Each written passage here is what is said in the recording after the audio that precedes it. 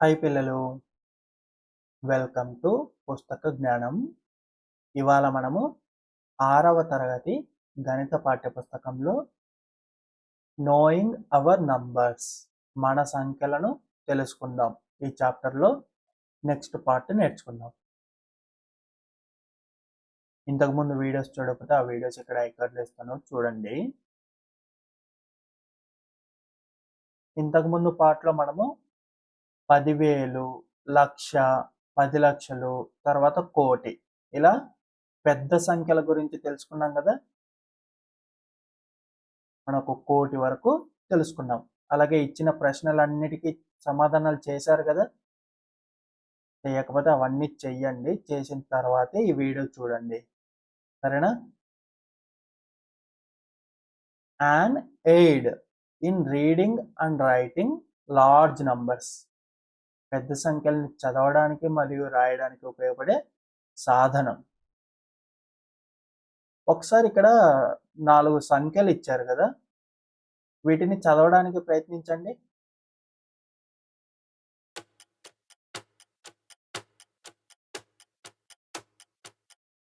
చదివారా? ఒకసారి నేను ట్రై చేస్తా, చూడండి. 27,000 సారీ, తప్పు పోయింది కదా. 2,79,453. తర్వాతది 5,03,000, ఇది కూడా తప్పైంది. 50,35,472. కొంచెం కష్టంగా ఉంది కదా. ఇలా ఉంటే చదవాలి అంటే ఏ స్థానంలో ఏదనేది తెలుసుకోలేకపోతున్నాం కదా. మరి ఇలా ఉన్నప్పుడు నంబర్స్ని చదవడం ఈజీనా, కష్టం కదా. Sometimes it helps us to use indicators to read and write large numbers. ఇలా పెద్ద పెద్ద సంఖ్యల్ని చదవాలన్నా రాయాలన్నా సులభంగా ఉండడానికి మనకి కొన్ని సూచికలు అనేవి ఉపయోగపడతాయి. సాగుప్తా uses indicators which help her to read and write large numbers. షాగుప్తా పెద్ద సంఖ్యల్ని చదవడానికి రాయడానికి ఒక సూచికను ఉపయోగిస్తుంది. Her indicators are also useful in writing the expansion of numbers. For example, she identifies the digits in ones place, tens place and hundreds place in 257 by writing them under the table OTH as ఇలాగా. ఆమె వాడే indicators, సూచికలు అనేటివి మనకి రాయడము చదవడం ఒకటే కాదు, ఆ సంఖ్యని విస్తరణ రూపంలో రాయడానికి కూడా మనకు ఉపయోగపడతాయి. ఒకసారి ఉదాహరణకి ఇక్కడ చూడండి, 257ని మనము వన్స్ ప్లేస్, ఒక్కట్ల స్థానాన్ని ఓ కింద, టెన్స్ ప్లేస్, పదుల స్థానాన్ని టీ కింద, హండ్రెడ్స్ ప్లేస్, వందల స్థానాన్ని హెచ్ కింద, ఇలాగ పెట్టుకొని రాసుకున్నాం అనుకోండి, చదవడం ఈజీనే కదా. హెచ్ కింద ఉంది కాబట్టి అది వందల స్థానం, కాబట్టి 200. టీ కింద ఉంది కాబట్టి అది పదుల స్థానం, 50. ఓ కింద ఉంది కాబట్టి ఒకట్ల స్థానం, 7, 257. దీనికి ఎక్స్పాన్షన్ ఫామ్ రాయాలన్నా కూడా సింపుల్గా హెచ్ కింద 2 ఉంది కాబట్టి వందల స్థానంలో ఉంది కాబట్టి 2 × 100 ప్లస్ టీ కింద 5 ఉంది కాబట్టి 5 × 10, ఒకట్ల స్థానంలో 7 ఉంది కాబట్టి 7 × 1. ఈ విధంగా మనం విస్తరణ రూపం కూడా సులభంగా ఈ సూచికను చూసి రాసేయచ్చు కదా. కాబట్టి మనం ఈ విధంగా సూచికను ఉపయోగించుకుంటే సులభంగా చదవచ్చు, సులభంగా రాయొచ్చు, అలాగే విస్తరణ రూపం కూడా రాయొచ్చు. ఇంకొకటి చూద్దాం, 2902. దీన్ని ఎలాగ చదువుతాం? ఇక చూడండి, ఒకట్ల స్థానం అంటే ఓ, పదుల స్థానం అంటే టీ, వందల స్థానం హెచ్, వేల స్థానానికి టీహెచ్, థౌజండ్స్ ప్లేస్ కదా. ఇప్పుడు ఈ సంఖ్యలో ఒక్కో అంకెని ఒక్కో సూచిక కింద రాద్దాం. టీహెచ్ కింద 2, హెచ్ కింద 9, టీ కింద 0, ఓ కింద 2. ఇలాగ రాస్తే మనం చదవచ్చు కదా ఈజీగా. చెప్పండి ఎలాగా? టీహెచ్ అంటే వేల స్థానం కాబట్టి 2900, ఇక్కడ 0 కాబట్టి దీన్ని ఏం చదవాల్సిన అవసరం లేదు. 902, 2902. దీనికి ఎక్స్పాన్షన్ ఫార్మ్ కూడా సులభంగా 2 × 1000 ప్లస్ 9 × 100 ప్లస్ 0 × 10 ప్లస్ 2 × 1. ఇది 0 కాబట్టి మనం రాసినా రాయకపోయినా పర్లేదు కదా. ఇలాగ మనం సులభంగా రాయొచ్చు. One can extend this idea to numbers up to lakh as seen in the following table. మీరు బాగా సాధన చేసే వాళ్ళైతే సులభంగానే మీరు ఒక్కట్ల స్థానం, పదుల స్థానం, వందల స్థానం, వేల స్థానం వరకు ఇప్పుడు చూసాను సూచికని. దీన్ని మీరు లక్షలు, 10 లక్షలు, కోటి వరకు కూడా మీరు పెంచుకుంటూ వెళ్ళిపోవచ్చు కదా. ఒకసారి కింద చూడండి, మనకి ఒక సంఖ్య ఇచ్చినారు, దానికి ఇక్కడ 10 లక్షల స్థానం వరకు రాసుకున్నాం కదా. 10 లక్షల స్థానం వరకు ఈ సూచిక రాసుకొని ఇచ్చిన సంఖ్యను ఆ సూచికలో నింపుతున్నాం. మనం ఎప్పుడైనా కూడా కుడివైపు నుంచి మొదలు పెట్టాలి కదా సంఖ్యను నింపడం. 3, 4, 5, 4, 3, 7 ఎంతవరకు వచ్చింది? లక్షల స్థానం వరకు వచ్చింది. ఇప్పుడు డైరెక్ట్గా సులభంగా చదవచ్చు. ఎలాగా? 7,34,543 కదా. సులభంగా చదవచ్చు, అలాగే రాయొచ్చు కూడా. విస్తరణ రూపం కూడా సులభంగా రాయొచ్చు కదా. మీరు రాయండి ఇక్కడ పక్కన.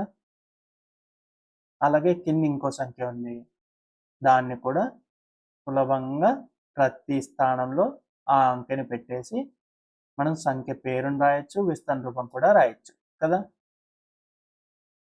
ఇదే విధంగా మనం ఎంత పెద్ద సంఖ్యనైనా కూడా చేసుకోవచ్చు. ఇక్కడ చూడండి, 10 కోట్ల వరకు కూడా మనము స్థానాన్ని పెంచుకుంటూ వెళ్ళాం ఇదే సూచికను ఉపయోగించి కదా. యూజ్ ఆఫ్ కామాస్, కామాల యొక్క ఉపయోగం. You must have noticed that in writing large numbers in the sections above, we have often used commas. మీరు పైన గమనించున్నట్లయితే మనం ఎక్కడైనా కూడా నంబర్స్ రాస్తున్నాము పెద్ద పెద్దవి అంటే ఖచ్చితంగా కామాలు అనేవి ఉపయోగించి రాస్తూ వచ్చాం కదా. పెద్ద పెద్ద నంబర్లు రాసిన ప్రతిసారి కూడా కామాస్ రాస్తూ వచ్చాం చాలా చోట్ల. అది మీరు గమనించుంటే ఎందుకని రాస్తున్నాము? Commas help us in reading and writing large numbers. కామాలు మనకి ఆ సంఖ్యల్ని రాయడానికి, చదవడానికి రెండింటికి ఉపయోగపడతాయి. In our Indian system of numeration we use ones, tens, hundreds, thousands and then lakhs and crores. మనము ఒక్కట్లు, పదులు, వందలు, వేలు, లక్షలు, కోట్లు ఇలాగా మనము హిందూ సంఖ్యామానంలో మనం సంఖ్యల్ని చదువుతాము, రాస్తాము కదా. Commas are used to mark thousands, lakhs and crores. మనకి కామాలను ఎక్కడెక్కడ ఉపయోగిస్తామంటే వేల స్థానాలని, లక్షల స్థానాలని, కోట్ల స్థానాలని విడివిడిగా చూపించడానికి మనం Indian system of numeration, Hindu సంఖ్యామానంలో కామాలని ఉపయోగిస్తాం. మనకి the first comma comes after the 100th place. మనకి 100ల స్థానం అయిపోయిన తర్వాత మనకి కామా వస్తుంది ఇటువైపు ఎడమ వైపు. The second comma comes 2 digits later. ఈ 100ల స్థానం అయిపోయినాక ఒక స్థానము, ఇంకొక స్థానం, ఇలా 2 స్థానాలు అయిపోయిన తర్వాత ఇంకొక కామా వస్తుంది కదా. అంటే మనకి 100ల స్థానం తర్వాత 1000, 10,000, ఈ 2 స్థానాల తర్వాత మళ్ళీ కామా వస్తుంది. అలాగే the third comma comes after the 2 digits. మళ్ళీ ఇక్కడ నుంచి ఇంకొక 2 స్థానాలు, ఈ 2 స్థానాలు అయిపోయిన తర్వాత ఇంకొక కామా వస్తుంది. ఇదేమో 1,00,000, ఇదేమో 10 లక్షలు, ఈ 2 స్థానాల తర్వాత మరొక కామ, ఆ తర్వాత వచ్చేది కోటి. ఈ విధంగా మనం కామాలను ఉపయోగించి సంఖ్యల్ని రాస్తాం హిందూ సంఖ్యామానంలో. ఇక్కడ చూడండి ఉదాహరణకి ఇక్కడ ఏముంది, మొదటిది వందల స్థానం వరకు, తర్వాత కామ, తర్వాత వేల స్థానాలు, ఆ తర్వాత లక్షల స్థానాలు, తర్వాత కోటి స్థానాలు. ఇప్పుడు సులభంగా చదవచ్చు కదా, ఇందాకట్లాగా కష్టపడాల్సిన పని లేదు కదా. 5,08,01,592. ఈ విధంగా మిగతా కూడా మీరు చదవండి, ఈజీగా చదవగలరు కదా.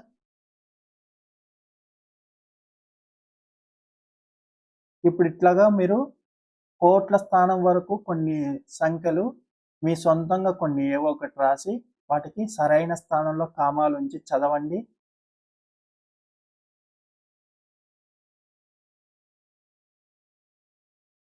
ఇంటర్నేషనల్ సిస్టమ్ ఆఫ్ న్యూమరేషన్, అంతర్జాతీయ సంఖ్యా వ్యవస్థ లేదా అంతర్జాతీయ సంఖ్యామానం.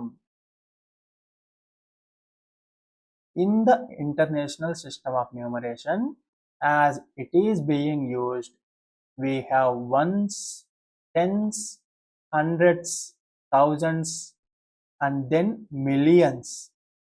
1 million is a 1,000 thousands. Commas are used to mark thousands and millions. It comes after every 3 digits from the right. మనకి హిందూ సంఖ్యామానంలో మీరు గమనించినట్లయితే మొదటగా ఒక్కట్ల స్థానం, తర్వాత పదుల స్థానం, తర్వాత వందల స్థానం, కామ, వేల స్థానం, 10,000 స్థానం, ఆ తర్వాత కామ, తర్వాత లక్షల స్థానం, తర్వాత 10 లక్షల స్థానం, కామ, తర్వాత కోట్ల స్థానం, ఆ తర్వాత 10 కోట్ల స్థానం కదా. ఈ విధంగా వస్తాయి. అంటే ఇక్కడ చూడండి, మొదట 3 స్థానాలు, తర్వాత కామ 2 స్థానాలు, కామ 2 స్థానాలు, కామ. మొదట 3 తర్వాత మాత్రం 2 మారాయి. అది మన హిందూ సంఖ్యామానం కదా. అని అంతర్జాతీయ సంఖ్యామానంలో ఎలా ఉంటాయంటే మొదటగా మామూలుగానే ఒక్కట్లు, పదులు, వందలు, వేలు, ఇక్కడ కామ వస్తుంది 3 స్థానాలు అవ్వగానే, తర్వాత 10,000, ఆ తర్వాత 100,000, ఇది 100,000 స్థానం, 100 thousands, ఆ తర్వాత కామ అంటే మొదట 3 స్థానాలు, తర్వాత మళ్ళీ 3 స్థానాలు, ఆ తర్వాత మళ్ళీ 3 స్థానాలకి కామ వస్తుంది. ఇలాగ 3 స్థానాలకి కామ మారుతుంది. అది అంతర్జాతీయ సంఖ్యా వ్యవస్థ. ఇక్కడ స్థానాలు మనకి ఎలా ఉంటాయంటే ఒక్కట్లు, పదులు, వందలు, వేలు, 10,000, 100,000, 1 మిలియన్, 10 మిలియన్లు, 100 మిలియన్లు ఇలాగుంటాయి. Ones, tens, hundreds, thousands, 10,000s, 100,000s, 1 million, 10 millions, 100 millions ఇలాగా.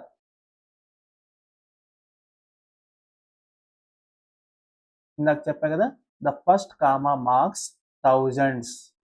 మనకి మొదటి కామ వచ్చిందంటే దాని తర్వాత ఉన్న స్థానము వేల స్థానము.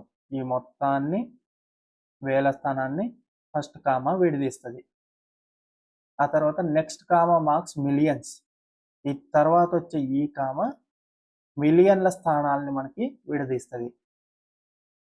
ఫర్ ఎగ్జాంపుల్ ద నంబర్, ఇక్కడ చూడండి, ఇక్కడ ఇచ్చిన నంబరు 50,801,592. ఎలా చదివానో అర్థమైంది కదా. 50,801,592 ఈ విధంగా చదువుతాం. ఇంటర్నేషనల్ సిస్టమ్ ఆఫ్ న్యూమరేషన్, అంతర్జాతీయ సంఖ్యామానంలో మనం మిలియన్స్గా చదువుతాం. అదే ఇదే సంఖ్యను మనం ఇండియన్ సంఖ్యామానంలో, ఇండియన్ సిస్టమ్ ఆఫ్ న్యూమరేషన్లో, హిందూ సంఖ్యామానంలో ఎలా చదువుతాం చెప్పండి? 5,08,01,592 కదా. 5,08,01,592. అదే అంతర్జాతీయ సంఖ్యామానంలో, ఇంటర్నేషనల్ సిస్టమ్ ఆఫ్ న్యూమరేషన్లో 50,801,592. ఈ విధంగా చదువుతాం. ఇప్పుడు ఒకసారి చెప్పండి మీరు, 1 మిలియన్కి ఎన్ని లక్షలు ఉంటాయి? 1 మిలియన్ కన్నప్పుడు ఫస్ట్ మీరు 1 మిలియన్ రాసుకోండి పక్కన. 1 మిలియన్ మనకి మిలియన్ స్థానంలో 1, వేల స్థానాల్లో 0, మిగతా స్థానాల్లో 0 కదా. ఈ విధంగా రాస్తాం. ఇప్పుడు దీన్ని లక్షల్లోకి, అంటే మన ఇండియన్ సంఖ్యామానంలోకి మారిస్తే మీకు ఎన్ని లక్షలో తెలిసిపోతుంది సింపుల్గా కదా. దీన్ని కామాలు లేకుండా ఫస్ట్ రాసుకుందాం. వందల స్థానం తర్వాత 1 కామ, 1000, 10,000 తర్వాత లక్షలు, 10 లక్షలు. ఇంకా అంకెలు లేకపోతే అక్కడికి వదిలేద్దాం. అంటే ఇక్కడ 10 లక్షలు వచ్చింది మనకి. అంటే 1 మిలియన్ అంటే 10 లక్షలు. మనం దాన్ని కామాలు లేకుండా రాసి తర్వాత ఇండియన్ సంఖ్యామానం ప్రకారం కామాలు పెట్టుకుంటూ వస్తే తెలిసిపోతుంది కదా. అలాగే 1 కోటికి ఎన్ని మిలియన్లు? 1 కోటికి ఎన్ని మిలియన్లు అంటే మనం కోటి అంటే మనం హిందూ సంఖ్యామానంలో కదా కోటి అంటాం. కాబట్టి హిందూ సంఖ్యామానంలోని కోటి రాద్దాం. లక్షల స్థానాల్లో 0, వేల స్థానాల్లో 0, వేల స్థానం తర్వాత 100, 10, 1 స్థానాల్లో కూడా 0. ఇది కోటి. దీన్ని మిలియన్లలో ఎన్ని మిలియన్లు కనుక్కోవాలంటే ఏం చేస్తాం? ముందు కామాలు లేకుండా రాసి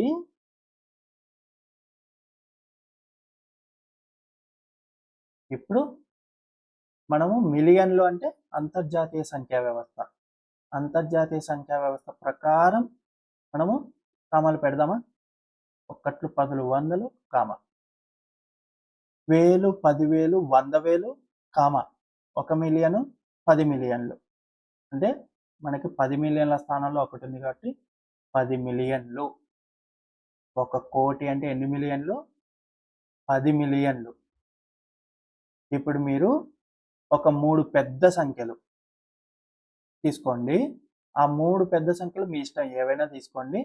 వాటిని హిందూ సంఖ్యామానము, అంతర్జాతీయ సంఖ్యామానం రెండిట్లోనూ మీరు ఇలాగ అంకెల రూపంలో రాయండి. అలాగే వాటిని మనము విస్తరణ రూపం, సంఖ్యా పేరు కూడా రాయండి మీరు ఇంగ్లీష్లో, తెలుగులో.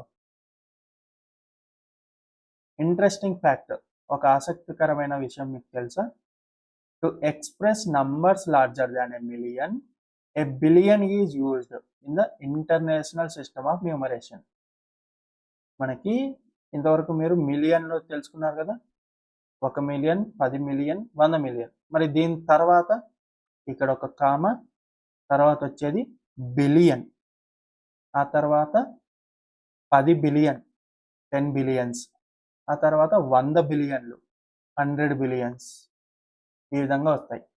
అంటే మిలియన్ స్థానాల తర్వాత మనకు వచ్చే స్థానాలు బిలియన్లు.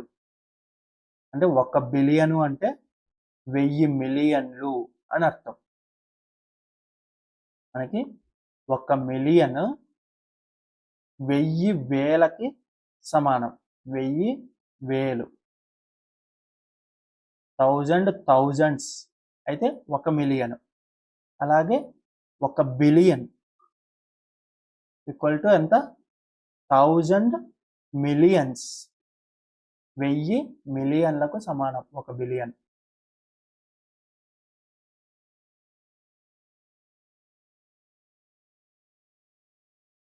Do you know India's population increased by about 27 million during 1921 to 1931, 37 million during 1931 to 1941, 44 million during 1941 to 1951, 78 million during 1951 to 1961. ఇక్కడ చూస్తున్నారా, మనకి 1921 నుంచి 1931 వరకు మన భారతదేశ జనాభా ఎంత పెరిగింది అంటే 27 మిలియన్లు పెరిగింది. అలాగే 1931 నుంచి 41 వరకు 37 మిలియన్ల జనాభా పెరిగింది. 1941 నుంచి 1951 వరకు 44 మిలియన్లు. అలాగే 51 నుంచి 61 వరకు 78 మిలియన్లు. ఇదే సంఖ్యల్ని మిలియన్ల రూపంలో ఉన్నాయి కదా, మన హిందూ సంఖ్యామానంలో మీరు మార్చి రాయండి. ప్రయత్నించండి ఈ సంఖ్యల్ని హిందూ సంఖ్యామానంలో రాయడానికి. అలాగే 1991 నుంచి 2001 వరకు జనాభా పెరుగుదల ఎంత అనేది మీరు ఇంటర్నెట్ ఉపయోగించి కనుక్కోండి, లేదా మీ టీచర్ని కానీ అడగండి. Do you know what is India's population today? Try to find this too. అలాగే మీరు ఇంటర్నెట్ ఉపయోగించి ఈరోజు భారతదేశ జనాభా ఏమిటో మీకు కనుక్కోండి. ఈరోజు భారతదేశం యొక్క జనాభా ఎంత ఉంది ఆ కనుక్కొని ఆ సంఖ్యల్ని రెండింటిని హిందూ సంఖ్యామానంలోను అలాగే అంతర్జాతీయ సంఖ్యామానంలోను రెండిట్లోనూ రాయండి. అలాగే ఇక్కడ ఇచ్చిన మీకు ఈ ప్రశ్నలన్నిటికీ సమాధానాలు చేయండి, సరేనా? అలాగే అభ్యాసం 1.1ని కూడా కంప్లీట్ చేయండి.